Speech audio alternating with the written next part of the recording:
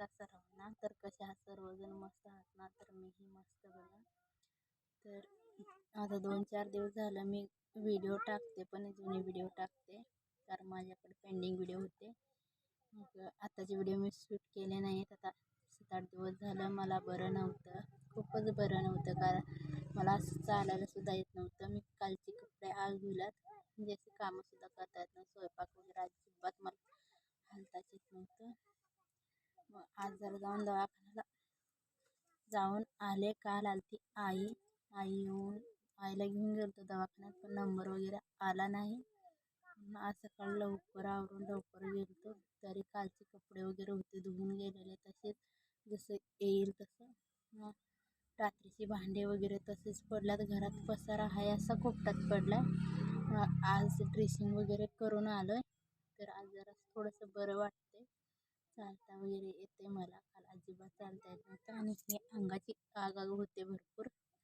आता सगळं आवरून घेते आणि मग आवरून घेऊन उद्यापासून फडात जाणार आहे मी. कारण त्यांच्यावर पण भरपूर लोड पडतोय. म्हणजे एखादा जर सवळा बांधला, वाडं वगैरे बांधलं तर तेवढंच मामांना पण हलकं होते, नाहीतर काम लोड पडते मामांना पण.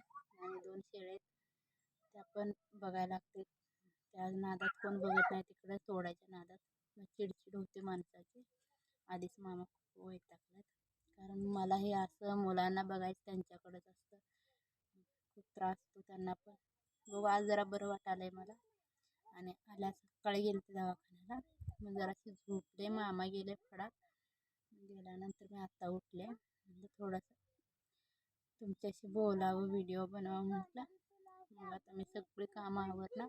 आज जे आहे ते सगळी साफसफाई वगैरे करून घेणार. मग उद्या सकाळ आवरून फडात जाणार. जसं होईल तसं, म्हणजे सावकाश सावकाश काम करणार मी. चला मी आता हे सगळं आवरून वगैरे घेते आणि मग तुम्हाला सगळं दाखवते कसं आवरले कसं नाही. बरं नाही आहे तरी पण आवरते, कारण भरपूर घाण झालं घरात.